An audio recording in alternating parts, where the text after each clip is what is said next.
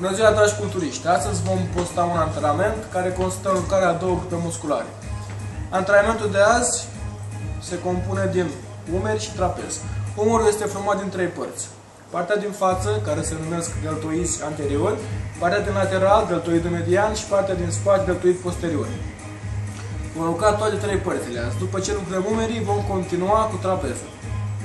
Vom lucra trapez cu ganterele și cu bara, ridicări. După ce ați făcut încălzirea, care ați văzut în filmulețele trecute, veți încălzi umerii, veți face puțin stretching, doar după aceea veți începe antrenamentul pentru umeri și trapez. Primul exercițiu pentru umeri va fi împinsul deasupra capului din stâng pe bancă în unghi de 90 de grade. Haideți să vă arăt și execuția la acest aparat. Pentru început, vom lua două gantere, aproximativ 7-8 kg. Ne așezăm pe bancă din poziția stângă. Ridicăm brațele în unghi de 90 de grade și vom împinge ganterele deasupra capului și ne unim. Apoi revenim în poziția inițială. Vom face 10 repetări începând de acum.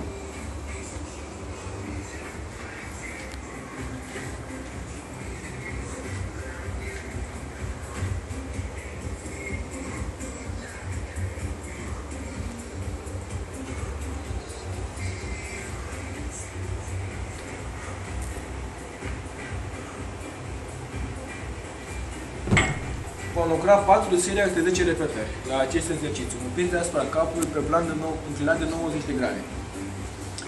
După ce am lucrat 4 serii de 10 repetări de împins deasupra capului, vom face ridicări cu ganterele înspre față, cu brațul în poziția aceasta.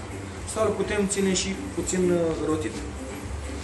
Luăm aceleași gantere, ne uităm în oglindă să vedem execuția, foarte important, și vom ridica brațul puțin îndoit din cot, despre față. Aceasta este execuția.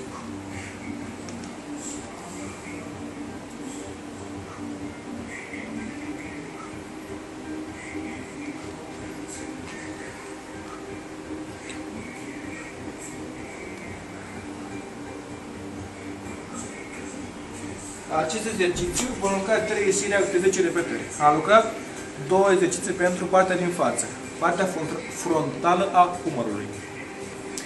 Acum vom lucra partea medială, adică partea de pe mijloc al umărului. Și vom executa fluturări laterale cu ganterele. Foarte important la această execuție să folosim greutăți mici, deoarece este foarte greu de executat. Vom începe execuția. Vom ridica brațele în lateral, le fluturăm și vom ține coatele foarte puțin îndoite, ca să nu ne accidentăm pe articulația umărului. Aceasta este execuția.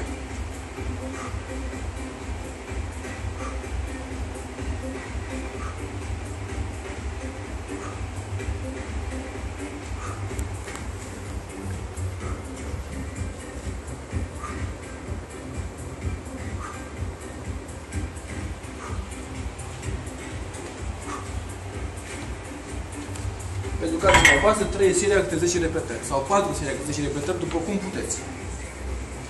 După ce am făcut fluturări laterale pentru partea medială, vom lucra fluturări la scripete individual, cu câte un braț. Vom lăsa scripetele jos.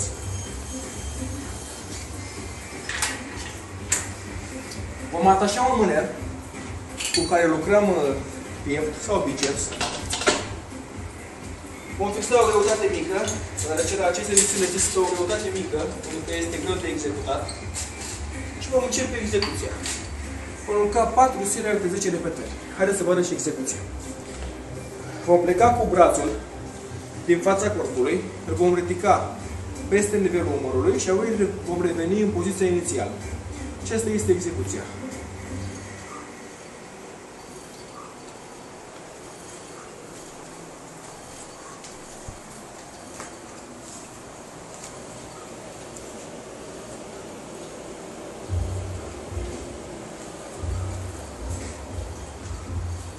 Acum vă lucra și cu celălalt braț.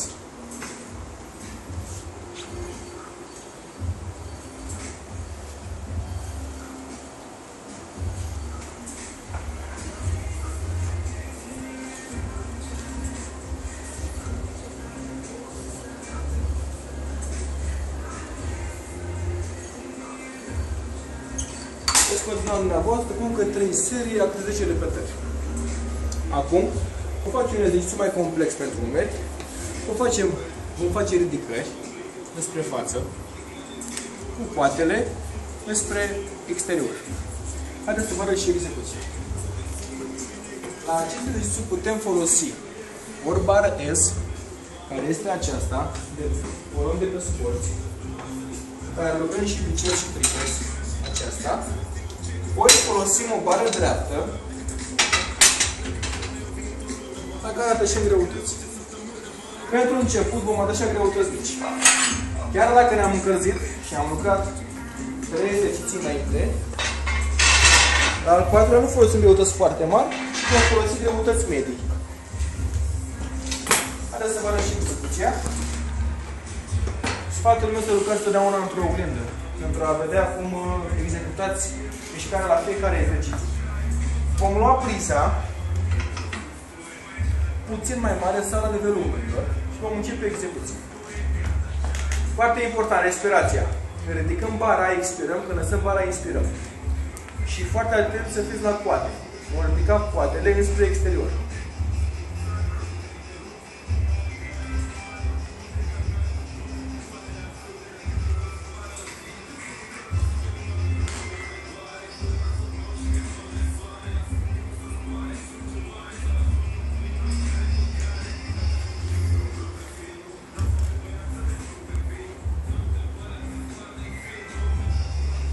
Acest exercițiu lucrează aproape tot deltoidul, tot umărul aproape. Mai puțin partea din spate. După acest exercițiu, la care veți lucra 4 serii de 10 repetări și veți crește greutatea, pentru că o să vă permită, execuția nu este complicată și lucrează și foarte bine deltoidul. Vom lua 2 gantere, aproximativ 5, 6 sau 7 kg, și vom lucra partea din spate a umărului, adică deltoidul posterior. Adică acesta de lângă dorsal, din partea din spate. Acest exercițiu este foarte greu de executat, deoarece trebuie să formăm o pârghie la brațe.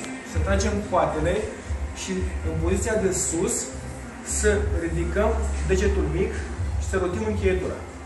Foarte atent să fiți la execuție. Voi executa încet pentru a începe dumneavoastră cum executăm exercițiul. Spatele îl țineți drept, puțin cambrat, în poziția aceasta. Și vom trage coatele spre față și în poziția de sus vom roti încheietura. Haideți să vă arăt și execuția.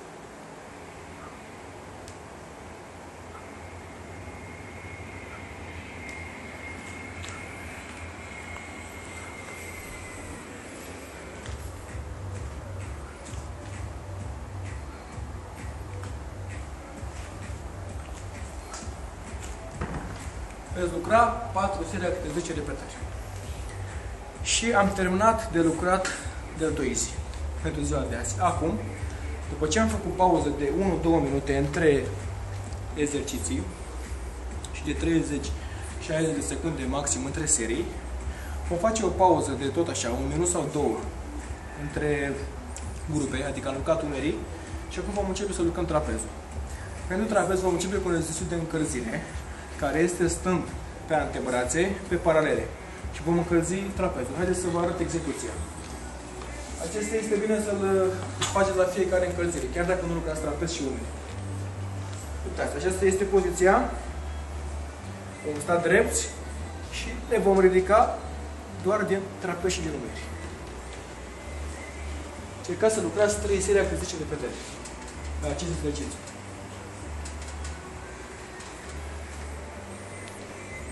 Aceasta este execuția. După ce ați făcut acest aparat de încălzire, vom lucra ridicări cu gantere. Vom lua 2 gantere, cam de 12 kg, ne uităm în oglindă, ținem brațele drepte, picioarele depărtate la nivelul umerilor, genunchii, o ținem doiți, vom începe execuția. Ridicăm umerii, îi ținem puțin câteva secunde, îi lăsăm încet. Aceasta este execuția.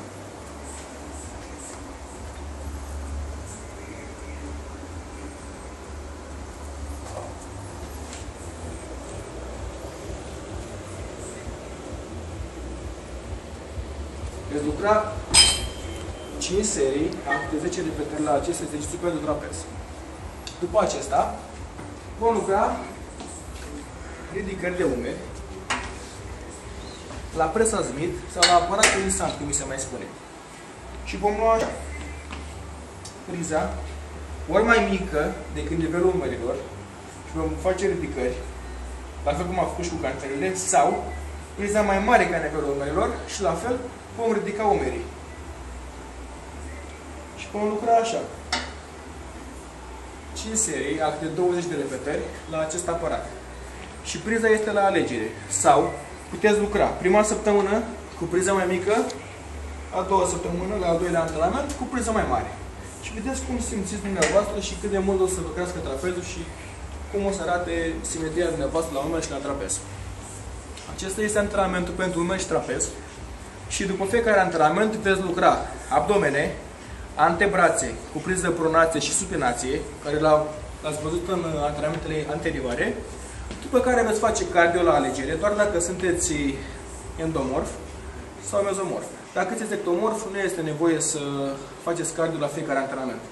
Doar la început, 5 minute pe bicicletă pentru a vă încălzi. Sfatul meu este, cum v-am dat și până acum sfaturi bune, cred eu, să lucrați greutăți mici, să așteptați să creșteți, să nu grăbiți niciodată creșterea și să vă alimentați sănătos, să citiți cât mai mult despre acest sport, deoarece o să vă ofere multe beneficii pe viitor, pentru că o să aveți un corp frumos, o să fiți sănătoși și o să aveți și o minte deschisă. Vă mulțumesc pentru vizionare și vă aștept cu alte antrenamente interesante care sper să vă fie de folos. Vă mulțumesc!